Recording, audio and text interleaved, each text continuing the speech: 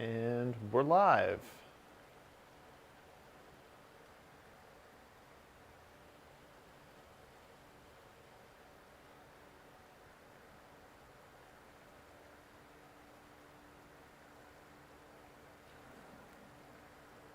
And we're live.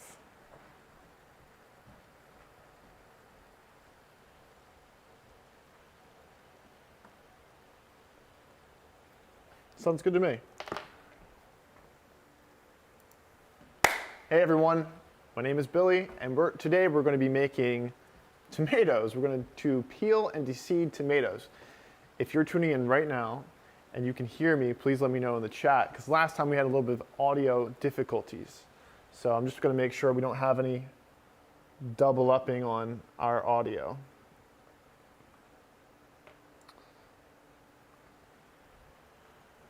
I'm like an octopus. But today, we're good. So we're gonna be doing something very simple. This is a skills class. This is not gonna be a very in-depth recipe, but I feel like this is necessary for those out there who are always asking, how do you eat a tomato? And the way that I do that is I take the skin off and the seeds out, because those are insoluble fibers that just don't break down in my gut, as well as some others out there as well. So to first do that, I have like a full instruction detail situation. If you look in the chat or the description below, it's going to take you to a link, which is my Patreon page, where I deliver free recipes to everyone that I possibly can who's looking for more IBD-friendly recipes. So that's where you can find all of the information. If you're looking to support, thank you very much. You do not have to. But what we're going to need for this is a pot of boiling water. I don't know if you can see this right here. We need a pot of boiling water, we need some ice, something to strain them with, and we need a nice sharp knife. That's pretty much it, and you just need a tomato. You can use any tomato. So right now we have some grape tomatoes here. Let me change this angle real quick. We have some nice PA grown grape tomatoes. We have a regular, I think this might be a beefsteak tomato, and a couple plum tomatoes. So all from the same store, and this is kind of interesting because I'm interested to look inside of both of these tomatoes because they look so different. All right, so boiling water is going. You don't need to add anything else to it. Just make sure it's rolling. What we're going to do now is we're going to decore the tomatoes. I would say the best way to do this is to kind of keep your hand like this and roll it. So I'm going to just use my hand to roll the tomato naturally, because it's already kind of round, right? And I'm carving it like a pumpkin, so at an angle. You can see like this is it's formed a triangle kind of prism. And you'll get left with this. So we take the core out, and we're going to do like a nice score. So a score right in the bottom of the tomato. Core and score. And just enough to where it gets underneath the skin, and we're good to go. So I'm going to do that really quick. While I'm doing that to all of these tomatoes, this week on Thursday, I'm doing a class. It's going to be called a chicken romesco class that was brought to you by all of the patrons who are supporting me on Patreon. And they wanted to do a Mediterranean dish that involved chicken and a romesco sauce. So the challenge with that is romesco has a lot of nightshades and ingredients that aren't so good on our guts, but I felt like it has almonds in there, it has peppers, tomatoes, onions, I think I said garlic already, but those ingredients can wreak havoc on our insides. So what I did was I applied all that I know. So we sprouted the nuts, we toasted them.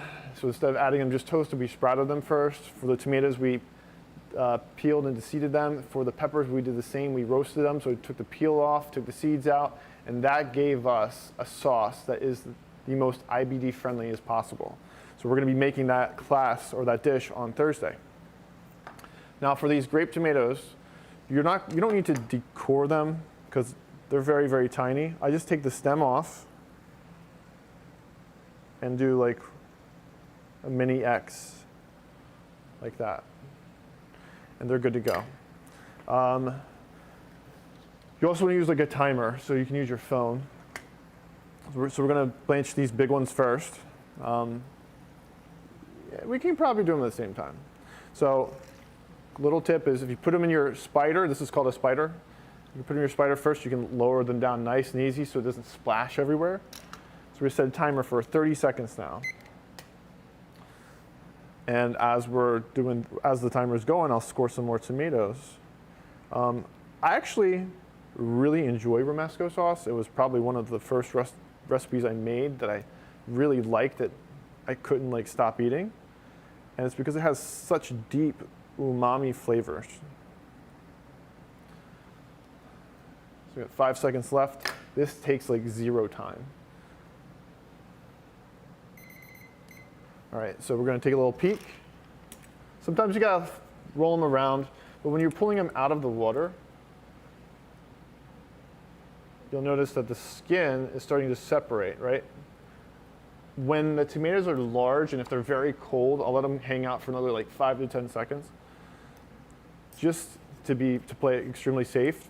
The longer you let them sit in there, the longer the flesh starts to like break down. And the reason why we're doing it so fast at a high boil, like rolling boil, is so it prevents that from happening. And like during the summertime, you have all these beautiful tomatoes. You don't want to ruin them because they're so delicate. So we move them from the rolling boiling water to an ice bath, and we're going to do this nice fat one too. Set the timer again. But yeah, it's a really good sauce. You can add it to pasta. You can add it to like many proteins. Swordfish comes to mind. Beef, chicken, pork. You can eat it with vegetables. This is really good to eat with like roasted mushrooms, cauliflower, whatever you like. It's very versatile.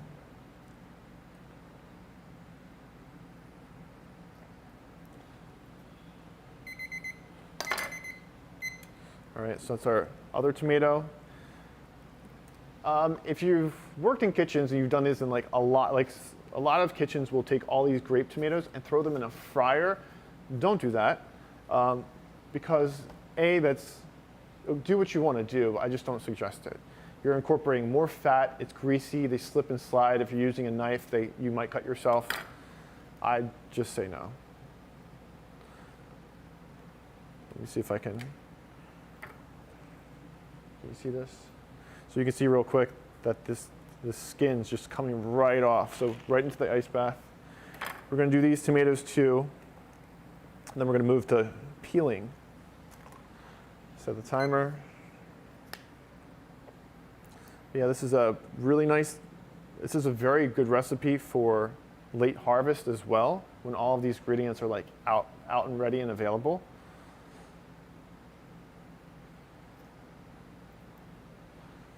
And if anyone's here, which I don't think anyone's here live at the moment, if you have questions, feel free to drop them in the chat. And if you are rewatching this, please drop questions in the comment section, or you can message me on Patreon. All right, so these tomatoes, the small grape ones, they peel in like no time. All right, so that's that. Now let's peel. So when they're cooling down, my rule of thumb is, give them like a minute or so, depending on the size. The bigger they are, they actually might be better off when they're bigger because they're holding temperature longer because they're so large. The smaller ones, you want to get them in and out of water as fast as you possibly can. And you can just feel them. This plum tomato was one of the first we blanched. Still feels sort of warm. Whereas this large one, it was second to go in, and it's just so huge, I think it was able to retain its temperature easier. Now, as you can see, the skin is just going to slide right off. And instead of going into your gut, it's going to be going into your compost, your trash can. And I like to go from the bottom where you made those scores and to take your knife and just pull it all back. It's almost like peeling skin off of your back when you're sunburnt.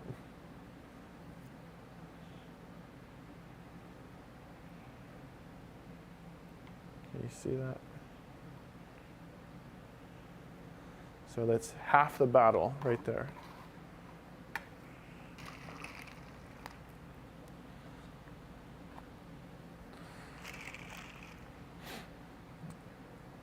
I don't know if you can tell the difference in color on these tomatoes. These plum tomatoes don't look like they're an heirloom or like very local because of the color. Like the color is very opaque. They look like they were ripened in a tractor trailer, because that's what happens. They'll deliver tomatoes unripe, so as they get to their final destination, they will ripen up, and sometimes they'll add gases to make that happen faster. And you just want to make sure you're getting your ingredients from a closer source from where you live, and if not, know that you're going to be getting something that's probably not in its best condition. I think that's extremely huge and powerful, especially if you're looking to feed your gut in a better way. So again, this comes off really nicely. If the skin gets stuck, don't sweat it. You can trim it off with your knife. Like I just found one spot that was probably hanging out of the water, like right here. I don't know if you can see. Didn't quite separate all the way. If you kind of just scrape it, it'll come off. And if it doesn't come off at all, you can throw it back in the water. But I also see this problem with tomatoes that aren't in season. It's a good sign to say that it's not a very good tomato.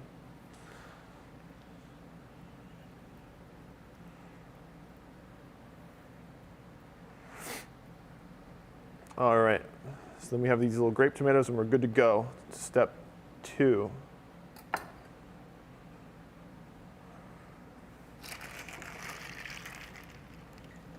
Now the grape tomatoes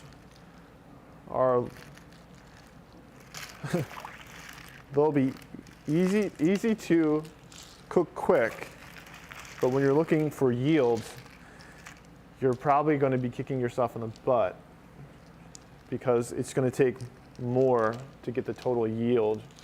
Like this many tomatoes is probably the equivalent of maybe half of this tomato.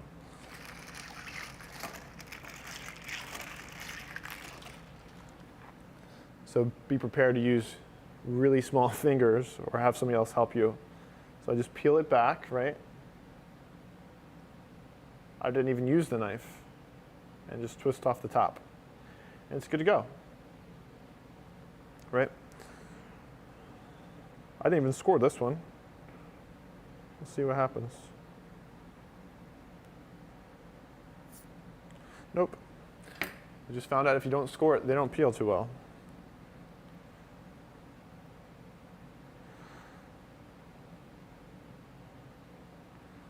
For all of you tuning in now, we're deep seeding and peeling tomatoes.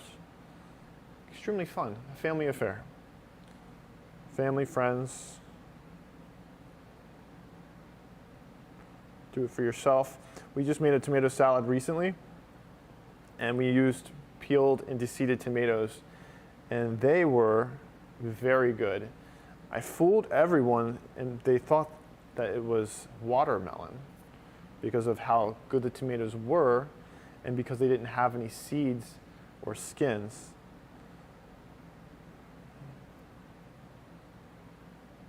All right, almost there. I even brought gloves over for this, and I forgot to put them on.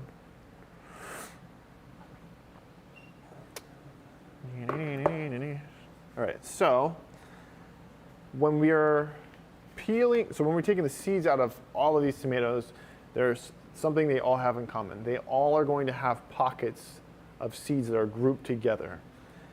So with larger tomatoes, I'm going to cut them this way, right? Like down the middle, horizon. Like think of the equator, cut with the equator. With these smaller tomatoes, I guess you do the same. I guess you do the same for all of them, because you're going to see everything inside. Like when you cut open an apple, you'll see all of the seeds at one glance. They just may be a little deeper. And with heirloom tomatoes, that's where you have a trickier situation. You'll have seeds everywhere. Like with GMO tomatoes, I guess there's one good thing about them is everything's in the spot where you expect it to be. With heirloom tomatoes, they're kind of all over the place, which is a good and bad thing, I guess. So with these cherry tomatoes, what I would suggest doing is just squeezing them out or using a small spoon that I forgot to bring over. Small spoon. You can use tweezers. But like the end of a spoon like this will be good to kind of scoop them out.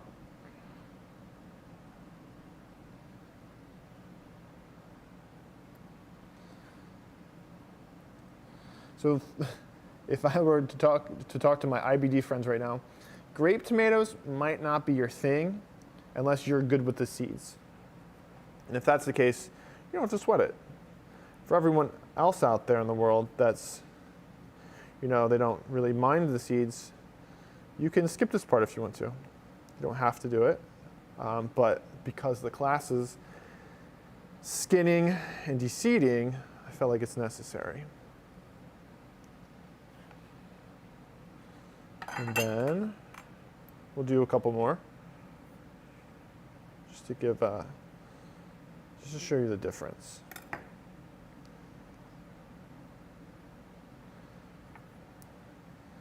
But the back of this spoon works great.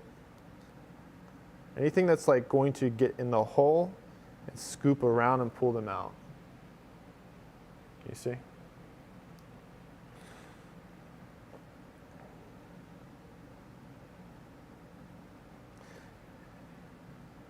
I don't know. I just don't know. Like I never really liked the seeds from a tomato. I guess tolerated them. If anyone out there loves tomato seeds, please let us know.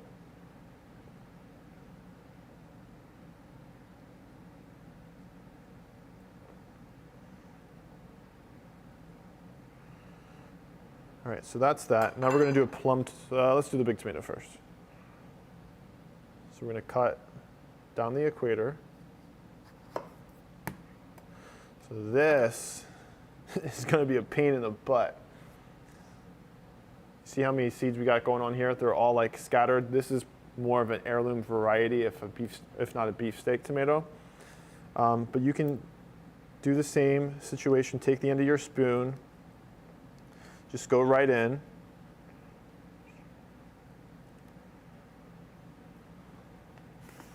Like so.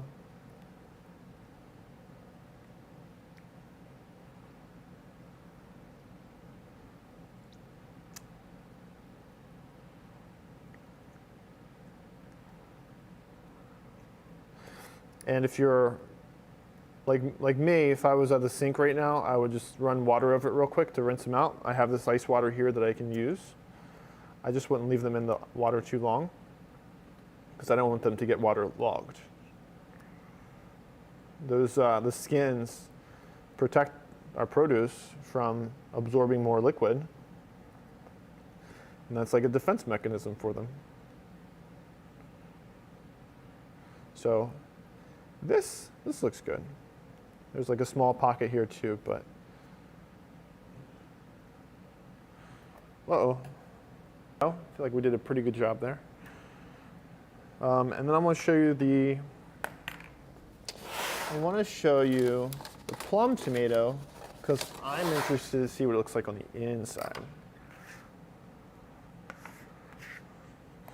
If you don't have a bench scraper, you're missing out too. All right. So this is a plum tomato and this is a plum tomato. This is humongous, but you can see the color is slightly opaque. This one is much smaller and very much red. So cut it in half. Looks like it's an under-ripened tomato. And this is, I don't know, they look similar. They look like meh, tomatoes. That's okay. They're just, you get what you're paying for, I guess. This would be a good tomato to use for like sauces where you're going to cook it down and not eat it raw. So the benefit of the plum tomatoes is they have less, I don't want to call them sacks, but I kind of do, pockets. They have less pockets of seeds. And usually when Italians make sauce, what they'll do is they'll, especially from cans that have peeled tomatoes that are already peeled, they'll smush the tomato and release the seeds as much as they can. You see the difference here?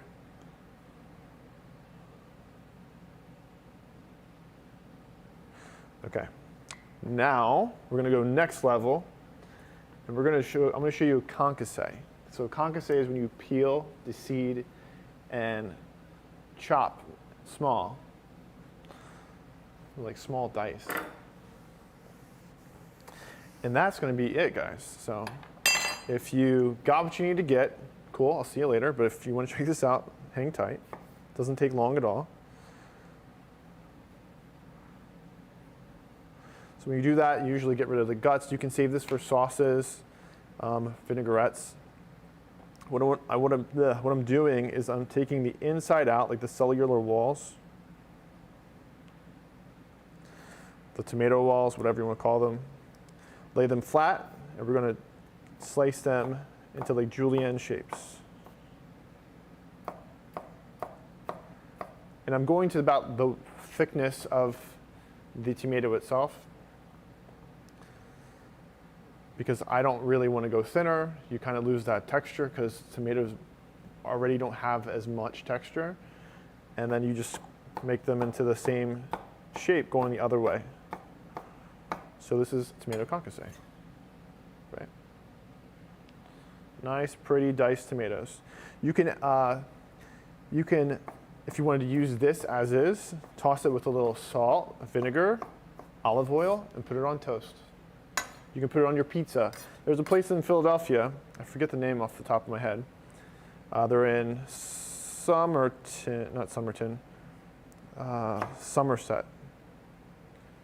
Starts with a T. But they make tomato, or they make a pizza, and they'll add like crushed fresh tomatoes on top. And it is probably the best pizza you'll ever have, A, because it's really crispy. So you get that like mixture of cooked and fresh. And they'll add like this garlic pepper to the crust. But that's it. That's all you have to do. So if you're looking to do something different with your tomatoes to allow them to be digested easier, this is probably going to be it for you. And if you can't digest this, then you know that you're better off not eating them at all or cooking them down. If you like this video, make sure to hit the like button. If you're not subscribed to our channel, do so by hitting the subscribe button, the bell, and you'll be notified when we do another cooking class tomorrow. So thanks for joining, and I'll see you guys next time.